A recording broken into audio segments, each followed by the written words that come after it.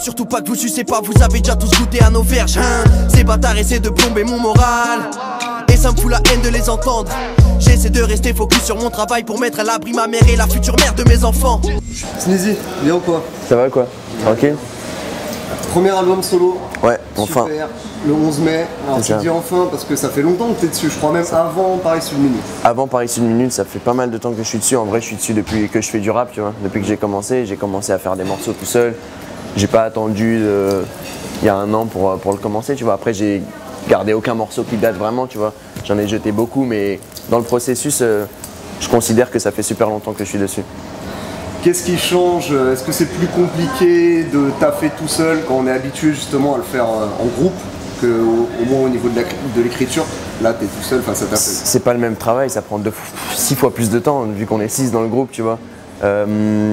T'es face à toi-même, t'as pas des avis des autres, t'as 12 oreilles en vrai pour te guider, pour te donner des conseils sur tes couplets, te dire non, la prod finalement on la prend pas, bim bam boum.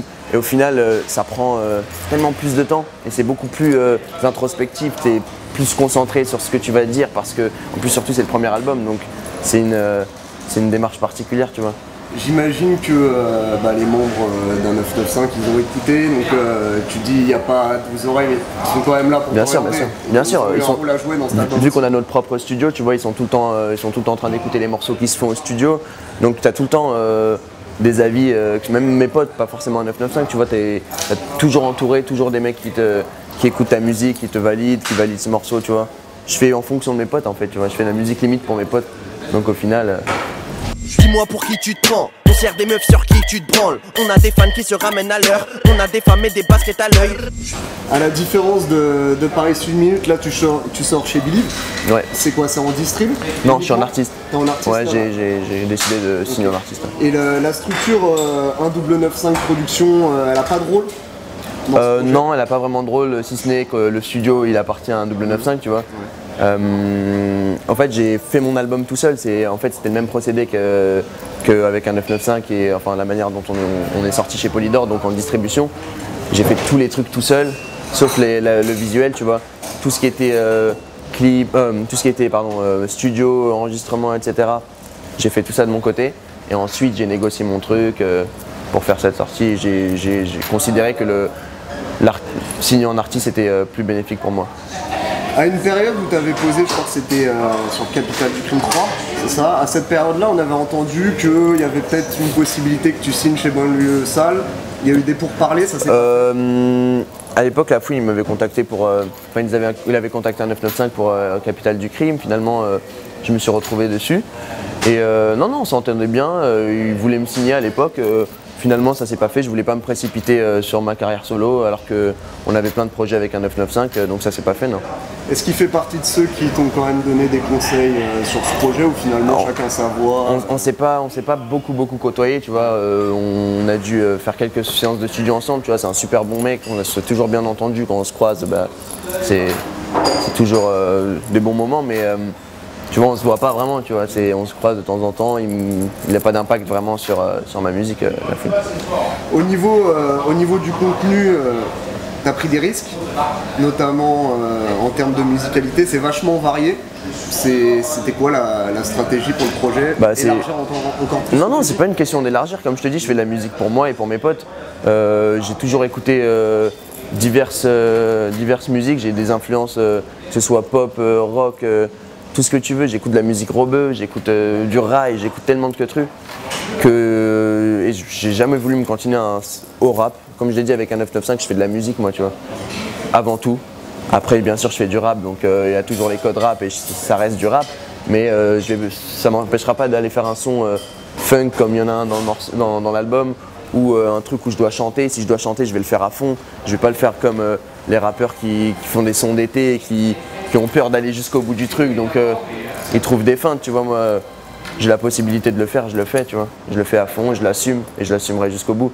Et j'ai tellement d'influence que je voulais pas faire un truc genre qui suit la mode d'aujourd'hui ou quoi que ce soit, tu vois. J'écoute une prod, si elle me plaît, si j'ai taffé une prod avec un mec, on est allé dans un délire, je vais pas me dire non, faut pas que je le fasse parce que c'est pas le truc du moment ou non, ça va me genre mon public va pas comprendre le truc, ça va me détacher d'une partie de mon public. Non, je suis pas comme ça de toute façon. Je pense que vous le savez. Hein.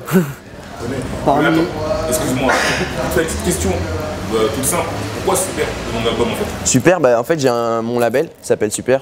Ouais. C'est une boîte de prod aussi, qu'on fait de la vidéo, etc. On fait pas mal de trucs. Ça c'est un choix, c'est comme Sneezy, hein. Tu me demanderas pourquoi, j'aurai pas la réponse. Juste que j'avais envie de l'appeler comme ça. Et j'ai voulu appeler mon album comme ça parce que je voulais commencer à mettre une empreinte sur mon label, même si ça sort pas dessus. Ouais.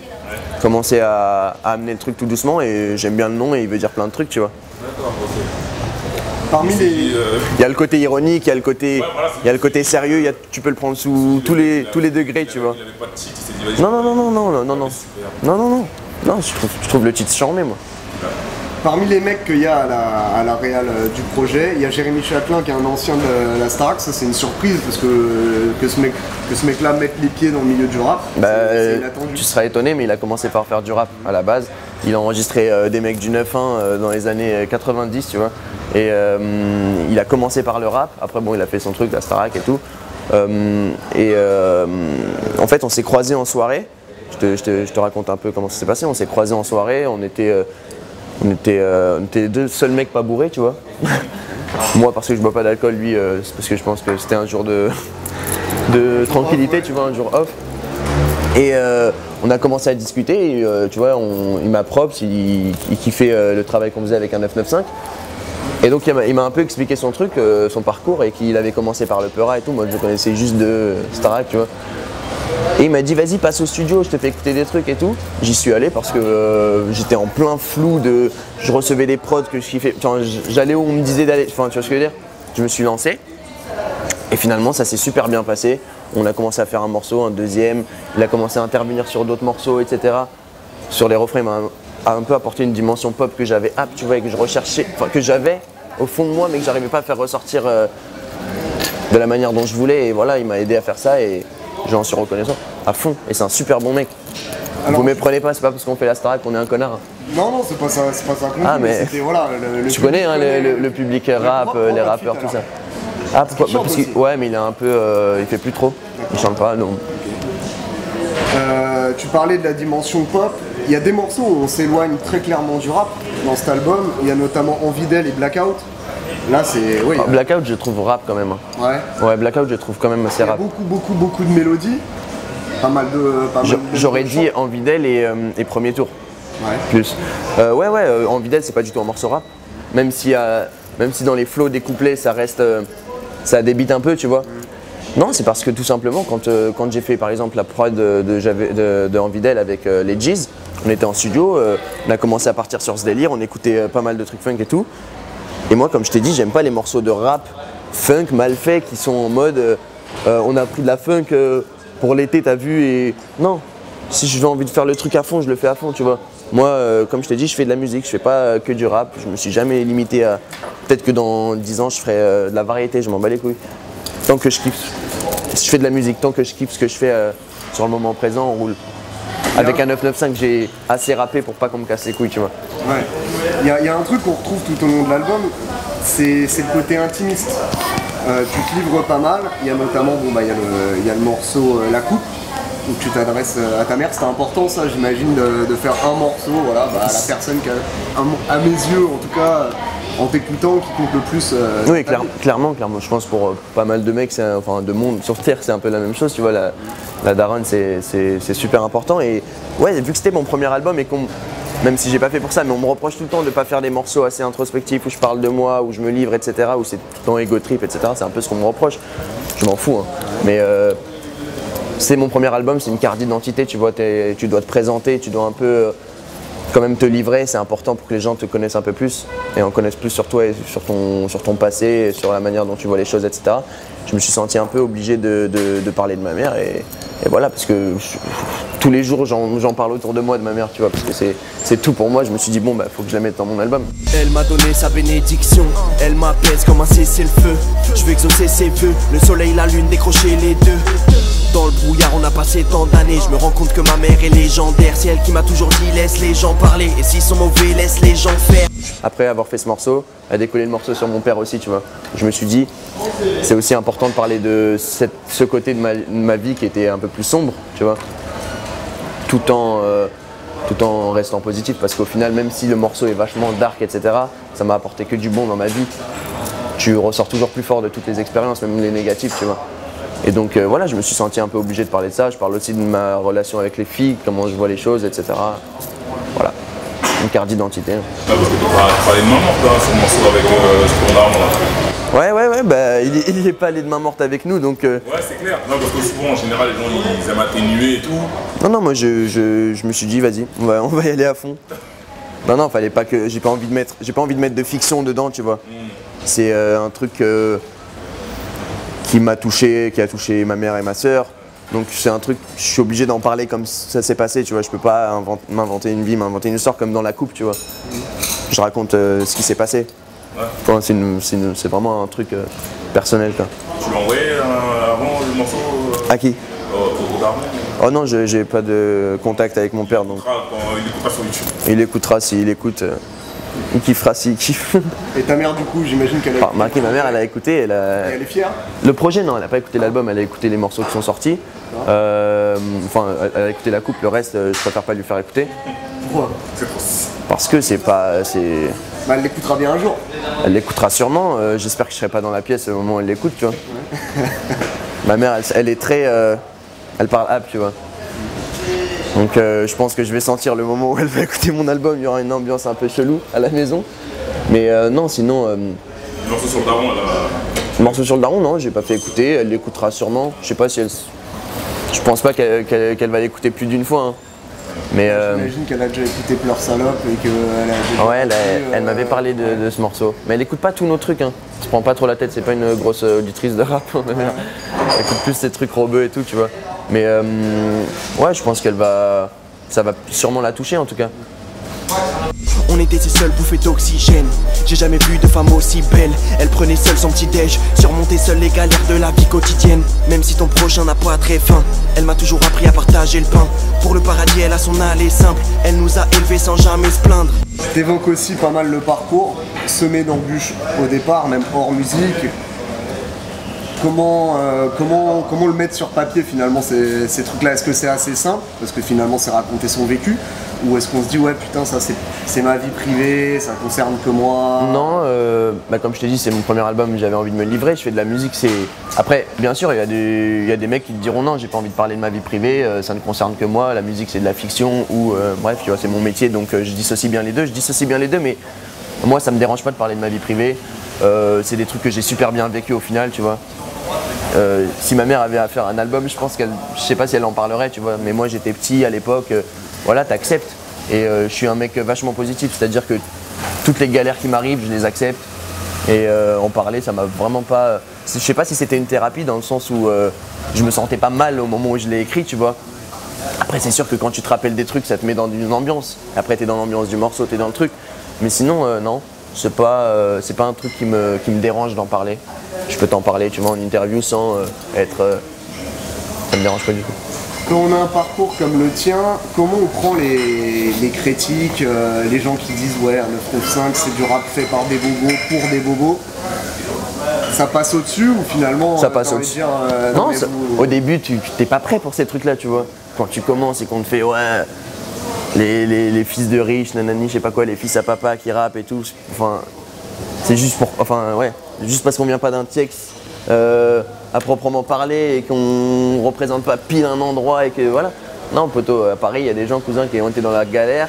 Tu peux venir du centre de Paname et avoir plus galéré qu'un mec qui est en banlieue, je te le dis. Et c'est comme ça, tu vois. Après, les critiques, je te dis la vérité, ça fait longtemps que ça passe au-dessus. Tu sais, je fais pas de la musique pour les commentaires, pour les commentateurs de YouTube, etc. Tu vois. Aujourd'hui, avec un 995, on a fait 3 projets, on a fait des tournées, ça a bien marché pour nous, Dieu merci. Les anciens qu'on validé, qu'on écoutait, nous ont tous validés, vraiment tous. C'est-à-dire que ça passe de IAM à, je sais pas moi, à Booba, à NTM, au Sage-Po. Ils nous ont tous validés à un moment. Qu'est-ce que je m'en fous des critiques d'un mec qui va me dire tu fais de la musique pour les bobos ou t'es un bobo ou un truc. Viens à la maison, tu vas voir si je suis un bobo, tout simplement, tu vois ce que je veux dire. Bah, On roule. aujourd'hui, Et même, hein, être un bobo, c'est pas ouais, non, c'est pas big up à tous les bobos. forcément, Non, mais ouais. nous, on n'est pas des racistes, tu vois ce que je veux dire. On n'est pas des racistes, ni des blancs, ni des renois. Nous, on est tous ensemble. On calcule pas d'où tu viens. Tu peux traîner avec nous, tu peux être un chéri, tu peux être un vrepo, tu peux être un renois, tu peux être un chinois, tu peux être ce que tu veux. Nous, on est des êtres humains, tu vois. Un 995, c'est pour ça que ça dérange, tu vois. Parce que tout le monde est sistra de l'autre, nous, on s'en fout. On vient, on fait de la musique, on traîne ensemble. L'esprit hip-hop à l'ancienne, tu vois. Tout simplement. Tu dis si on vient chez toi on va vite comprendre. Moi j'ai l'impression en écoutant cet album que si j'arrive chez toi déjà il y a une lambeau en bas. Tu dis j'ai 22 piges et les poches pleines de bif. À 25 ans je vais payer l'ISF. À 25 ans j'aurais de quoi me payer la Maybach. Ouais. C'est de l'ego trip ou c'est vrai? J'ai pas 20, j'ai 23 ans, donc Ouais, on a encore 2 ans. Il est tout all-call et... Non, mais on fait attention à ce qu'on porte, tu vois. Non, j'ai toujours été comme ça. Non, mais non, aujourd'hui j'ai la chance de vivre de ce que je fais. Un 995, ça a bien marché, même si on n'a pas vendu des milliers et des cents. Ça nous a permis de faire tellement de concerts, mec. En 2 ans, on a fait 200 dates. À un moment, on était le groupe qui tournait le plus en France. Ouais, ça permet de vivre. Ensuite, il m'est arrivé que j'ai signé en solo, donc ça met encore un peu plus à l'abri et tout. Tu vois, après, il y a de l'ego trip, tu gonfles un peu tout, tu vois. Tu vois, j'ai pas mon permis, donc j'ai sûrement pas une Lambo. Et on est pas je suis pas. ça peut le faire. Hein. Ouais, ça peut être pas mal, mais bon, dans 2 ans, j'ai dit 25 ans, j'ai encore le temps. Non, mais en gros, pour te dire, je suis même pas un gros dépensier.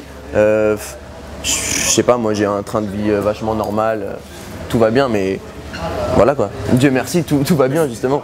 Venez pas jouer, j'ai le sang chaud, vous faites trop d'erreurs, je disais que ton rappeur préféré m'écoute et saigne du nez. Je suis pas doué pour grand chose d'après mes professeurs au lycée. Je suis d'accord avec eux, je ne sais faire que du blé. Cette époque me rappelle. On a eu tous ces expériences avec les, comme on dit, les requins de ce métier, tu vois. Ça c'est bien fini parce que on est des bonhommes et qu'on assume, malgré nos dégaines de bobo, de Paname, fils à papa, tout ça, tu vois. Y'a beaucoup de rappeurs que je risque d'humilier. Ils me demandent tous pourquoi je souris rarement. Parce qu'il y a rien de plus triste que ce milieu.